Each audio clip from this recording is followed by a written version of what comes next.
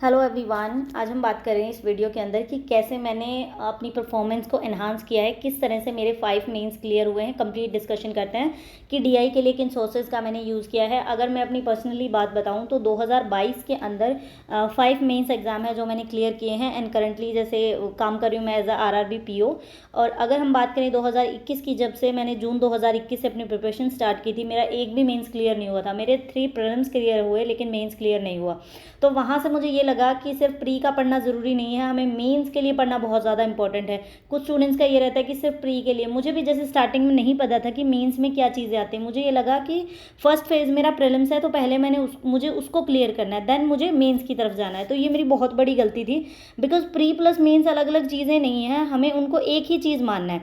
क्योंकि अगर सिंपल मान लीजिए सब के सब 6 के 6 के आपके प्रीलिम्स क्लियर हो गए और मेंस अगर आपका एक का भी नहीं हुआ तो क्या आउटपुट मिलेगी? जॉब नहीं मिलेगी। तो इन चीज़ों को ध्यान में रखते हुए ये चीज़ देखिए, फर्स्ट टाइम जब आप लोग फेस करते हैं ना तभी समझ में आता है, दूसरा कोई नहीं बताता इस बारे में कि मेंस भी पढ़ी है। तो मेरे साथ भी यही हुआ। हमारे कोई भी बैंकिंग बैकग्राउंड से नहीं था तो मुझे किसी ने नहीं बताया कि मेंस वगैरह कैसे क्या पढ़ना होता है। जैसे कोचिंग या फिर हम प्रिपेयर करते हैं उसमें जस्ट प्रीलिम्स पे फोकस किया जाता है। मेंस में कब तैयारी शुरू की जाती है मेंस की? जब आपका रिजल्ट आ जाता है। तो उन 15 दिन में आप लोग मेंस में क्या क्या पढ़ लोगे? जीए भी पढ़ना होता है, मैथ्स भी पढ़ना होता है, रीजनिंग भी पढ़ना होता है। उसके अलावा जैसे अगर हम बाकी पीओ की बात करें तो डिस्क्रिप्टिव का भी एग्ज़ाम आता है, इंटरव्यू की भी प्रिपरेशन करनी पड़ती है। तो बहुत सारी चीज़ें हैं। तो जब मेरा 2021 में एक भी मेंस क्लियर नहीं हुआ तो मैंने पहले ये टारगेट बनाया कि प्री की मेरी तैयारी मैथ्स रीजनिंग मेरा अच्छा हो चुका है, मुझे अपनी इंग्लिश को इम्प्रूव करना है एंड इसके साथ साथ मुझे क्या करना है, मेंस की प्रिपरेशन करना है। तो ये चीज़ मैंने सोच ली थी 2021 में ही कि मुझे करना है। जैसे 2022 को मैं टारगेट कर रही थी, लेकिन मेरे पास ये था कि अभी से तू लग जा, मतलब टाइम वेस्ट नहीं करना है। तो मैंने क्या क्या चीज़ें पढ़ी, देखिए मोस्ट इंपॉर्टेंट अगर हम बात करें मेंस की, तो कुछ स्टूडेंट्स का ये रहता है कि पहले मुझे भी डाउट था कि मुझे RRB PO का भी मेन प्रिपेयर करना है, मुझे IBPS PO का भी मेन प्रिपेयर करना है एंड देन अगर हम बात करें मुझे SBI PO का भी मेन प्रिपेयर करना है। तो मुझे लगा कि काफ़ी सारी चीज़ें पढ़नी है, लेकिन ऐसा नहीं होता। आपके मैथ्स एंड रीजनिंग सब चीज़ें सेम ही है, बस हल्का सा डिफरेंस होता है। कैसे? RRB PO की अगर बात करें तो DIs भी आती हैं, इसके अलावा हमारे पास क्या चीज़ें देखने को मिलती हैं, अर्थमेटिक के भी क्वेश्चन आते हैं। जैसे क्लैरिकल की बात करें तो उसमें सिंप्लीफिकेशन दूसरी चीज़ें आ जाती हैं, इसमें मेन्स में नहीं देखने को मिलेंगी तो बहुत ज़्यादा टफ होंगी, जो आपके अर्थमेटिक से भी डिफिकल्ट होंगी। फिर मैंने जैसे IBPS PO के लिए भी प्रिपरेशन स्टार्ट की, तो IBPS PO में मुझे क्या देखने को मिला, IBPS एंड SBI का पैटर्न लगभग सेम ही होता है, सेम जैसे से एग्जाम होते हैं इनके। ये लोग क्या करते हैं, अर्थमेटिक नहीं डालते, ये लोग DI डालते हैं। लेकिन ये DI किस पे बेस्ड होगी? ये DIs होगी आपके अर्थमेटिक के क्वेश्चन पे। जैसे बॉटम स्ट्रीम का क्वेश्चन DI डाल दी, पाइप एंड सिस्टम की डाल दी, ये अर्थमेटिक के नहीं डालते अलग से। क्वांटिटी बेस्ड DI डाल दी, कुछ मिसिंग नंबर DIs डाल दी, तो इनकी ये चीज़ें होती हैं। तो मुझे समझ में आया कि अर्थमेटिक इंपॉर्टेंट है, लेकिन DIs की फॉर्म में उसको कैसे करना है वो भी मोस्ट इंपॉर्टेंट है, वरना मेंस क्लियर नहीं होगा। तो अब मेरी बात करें कि मैंने DI कहाँ से प्रिपेयर की, तो मेरे काफ़ी सोर्सेज थे DI को प्रिपेयर करने के। देखिए, मैं अगर आपको मेरे अकॉर्डिंग बताऊं तो सितंबर के करीब, जैसे अक्टूबर में मुझे पता लग गया था कि मेरा नहीं एग्ज़ाम क्लियर हुआ। प्री हो गए, मैंने मेंस वगैरह दिए एंड फिर मुझे ये था कि नहीं हुआ था अच्छा, तो मैं उम्मीद भी नहीं लगा रही थी कि हो जाएगा या नहीं होगा। देन जैसे ही मुझे पता लगा कि मेंस भी मेरा क्लियर नहीं हुआ, देन मैंने वहीं से अपनी प्रिपरेशन शुरू कर दी। तो मेरे पास काफ़ी सारे दिन हो गए, मान लीजिए आप नवंबर का महीना था, दिसंबर, जैन, फेब, मार्च सारे थे। तो एक एग्ज़ाम कब होते हैं? अगस्त में। तो मेरे पास लगभग कितने महीने हो गए, 9-10 महीने मुझे आराम से मिल गए थे अपनी प्रिपरेशन करने के लिए। तो मुझे ये था बढ़िया प्रिपरेशन इंसान की हो सकती है। तो अब मुझे ये नहीं था कि मैं शॉर्ट ट्रिक पे जाऊँ कि मैं मान लीजिए 10 या 20 मॉक टेस्ट सोल्व कर लूँ। तो मेरे पास ऐसा नहीं था, बिकॉज मेरे पास कम से कम 10 मंथ से काफ़ी सारे टाइम था मेरे पास। तो मुझे ये था कि मुझे बिल्कुल डीप में स्टडी करनी है, ताकि एग्ज़ाम में ये ना रहे कि मुझे ये चीज़ नहीं आती, मुझे अच्छे से करनी है, ताकि 2022 में मुझे रिग्रेट ना करना पड़े। बिकॉज जब प्री का रिजल्ट आता है हम लोग इतने खुश होते हैं, मेंस का आता है तो हम बिल्कुल डाउन हो जाते हैं। तो ये चीज़ें नहीं फेस करनी थी। तो मुझे ये था कि मुझे अच्छे से एग्ज़ाम क्लियर करना है। तो DIs मैंने कहाँ से पढ़ी? सबसे पहले तो हम अगर बात करें मॉक टेस्ट की, सबसे पहले DI मैं मॉक टेस्ट की बात करती हूँ कि मॉक टेस्ट में मेरे लिए क्या क्या इंपॉर्टेंट चीज़ें थी। मॉक टेस्ट मैंने क्या किया, सभी के परचेज कर लिए, सभी मतलब जितने भी प्लेटफॉर्म आप लोग जानते हैं, टेक्स्ट बुक मान लीजिए, अड्डा मान लीजिए, ओलिव बोर्ड मान लीजिए, इसके अलावा स्मार्ट कीड़ा मान लीजिए, जितने भी मॉक टेस्ट थे और जो भी फ्री के भी मुझे मिल रहे थे, गाइडली हो गया, मैंने परचेज कर लिए। क्लियर, मैंने सब के सब अपने मॉक टेस्ट परचेज कर लिए। तो अगर मैं बात करूं तो अप्रोक्सीमेट मानिए कि मैंने 5 प्लेटफॉर्म के मॉक टेस्ट परचेज किए थे। क्लियर, मुझे ये था कि मुझे मॉक टेस्ट चाहिए और इतने मॉक टेस्ट चाहिए कि मुझे लगभग 10 महीने में हर रोज़ मॉक टेस्ट दूँ ना तो भी मेरे ख़त्म नहीं होने चाहिए, मुझे इतने चाहिए एंड उनको रिवाइज भी करना है। किसी के लिए ये बेवकूफ़ी लग रहा होगा बट मेरे लिए ये चीज़ काम कर गई। आप लोगों के पास टाइम है तो आप कर सकते हैं अगर करना चाहे तो मैंने सबके, जैसे देखिए प्री तो क्लियर मतलब सबके ही पढ़ने थे प्रीलिम्स के। अब मेंस की मैं बात कर रही हूँ तो मैंने मेंस के लिए क्या किया, सबके मॉक टेस्ट, हर में लगभग आपको 10 पूरे मॉक टेस्ट मिलते हैं मेन के और 3-4 आपको सेक्शनल मॉक मिल जाएंगे।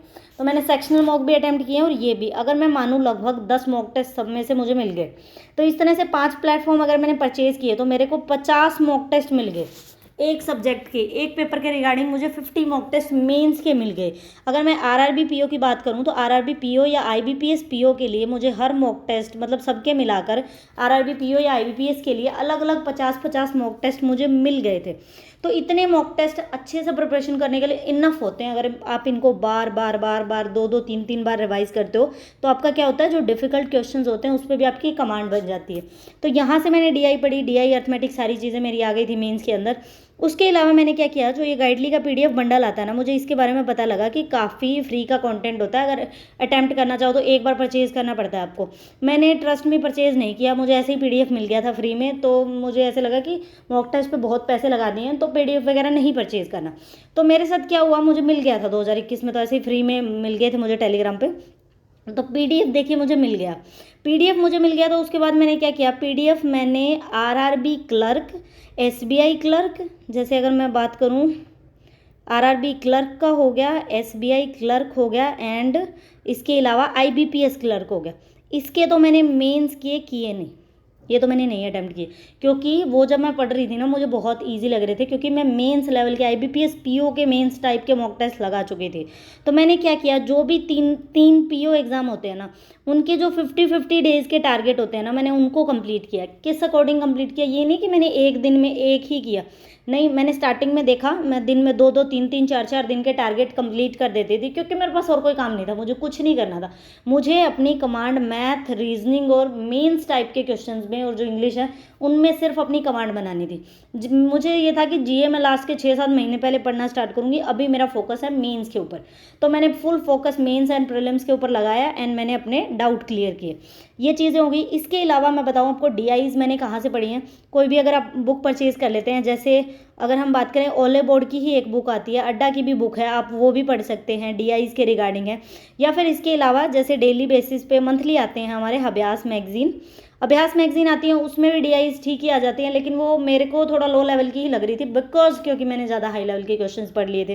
तो प्रैक्टिस के लिए वो भी अच्छा था, मंथली आती थी, मैं 2-3 दिन में उसको कंप्लीट कर देती थी। मुझे ये था कि जितने क्वेश्चन हो सके अर्थमेटिक एंड डीआई, मेरा मेन फोकस यही था।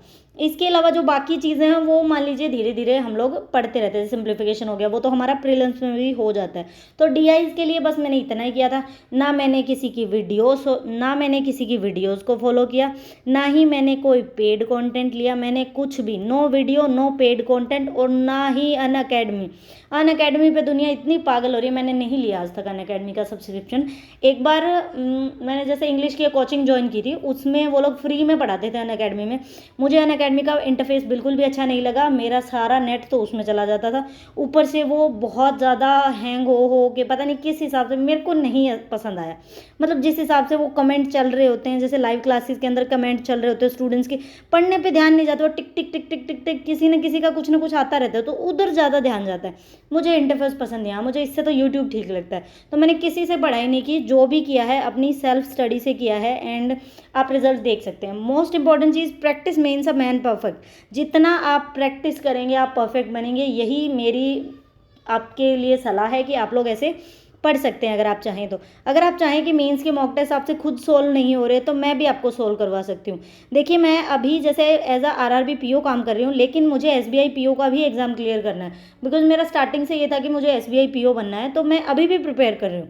मुझे ये है कि जब भी मुझे टाइम मिलता है मैं अपनी प्रिपरेशन करती रहती हूँ। तो अगर आप चाहें तो मैं भी आपको मेंस के मॉक करवा सकती हूँ, आईबीपीएस पीओ के रिगार्डिंग या एसबीआई पीओ के रिगार्डिंग। सभी साइट से जितने भी आपके मॉक टेस्ट अवेलेबल हैं, जितने के मेरे पास सब्सक्रिप्शन है, मैं सबके आपको करवा सकती हूँ।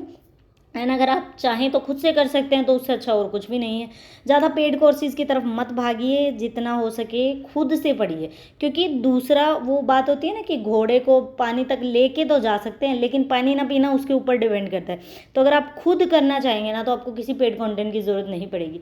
इसी लिए वीडियो को ख़त्म करते हैं। Thank you for watching the video.